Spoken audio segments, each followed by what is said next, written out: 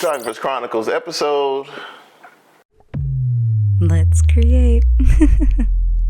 What's up, y'all? Today we're going to talk about the magical world of editing. Now, from a client's point of view, when it comes to editing, it is very important for you guys to make sure that when you're looking for your photographer, that you make sure that you actually like their editing style.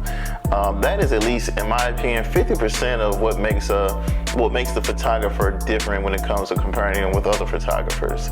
Of course, there's some photographers who don't do editing. Their style is actually accomplished in lighting. That's a lesson for another day. Now, in my experience, there are clients that actually hit you up and they'll send you another photographer's work and they want you to mimic that work. Now, don't get me wrong, I'm all for, my clients sending me pictures if they're looking for the picture to be in that certain flavor, as far as when it comes to like outfits, setup, mode, just the general idea. But it's very different when it comes to actually mimicking another photographer's style. And to be quite honest with you, in my opinion, I'm gonna usually refer you to the photographer that actually took the actual picture, because that's their style. It's almost an insult, to be honest with you, whenever you're trying to reach out to a photographer to mimic another photographer's style. Just go ahead and go to the source. I think, like I said, most photographers have their own style, and you need to pick the photographers according to the style that they already shoot. Another big thing that goes with that, in my opinion, is that you want to make sure that whenever you actually get a photographer do your work, do not go over that work with your own filters. Oh my God. There are so many reasons why you shouldn't do that. For one, it's definitely an insult. For two, some of the programs that you guys or apps that clients use to put over the work will actually lessen the work.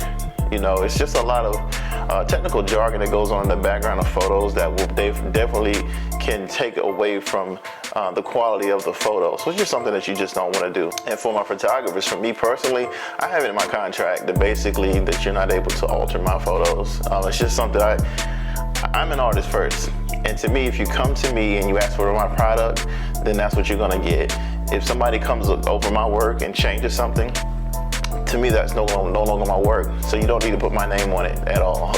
It's become very popular here lately that some photographers will actually give away the raw photos, and some clients ask for the raw photos. Personally, I don't. Like I said, I'm an artist first, so to me, the way that I made it is the way I intended it to be. To me, if you put your own spin on it, it no longer belongs to me. Like I said, that's personal preference. That's another thing that you need to make sure that you ask your photographer. If it's something that you may want, make sure that photographer is cool to give you those, because there are some of us out here that definitely won't give those out. And from a photographer's point of view, when it comes to editing, and one of the things that I think is one of the best assets you can have as a photographer is to basically try to get it right in camera. And it's not just getting the settings right in the camera, but also the way you actually want to expose your images. If you want a dramatic look, there's so many different modifiers that you can use out here, so many different types of lights, so many different techniques. I just think it's a good idea to learn those things to try to get the effect that you want in camera correctly, and then go back and actually do the editing when it comes to the different softwares.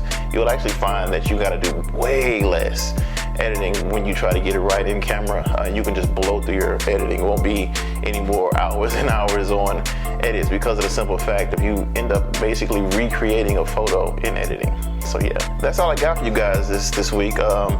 I want to share this with you guys. I'm actually gonna be late on my next installment. I was invited to come to New York Fashion Week, and I am planning on doing an episode on that. And there's a lot of things that I'm going to experience for the first time that I definitely want to share with you guys. Right now, I'm dealing with trying to pack and how to pack and how to move my equipment through the airport. And things like that, how to dress, just my whole experience. So definitely looking forward to that. If you have any suggestions when it comes to that, please hit me up. I'm definitely free to listen to those. If you have any more questions or input on what I talked about today as far as editing, feel free. I will talk to you guys soon. Y'all be easy.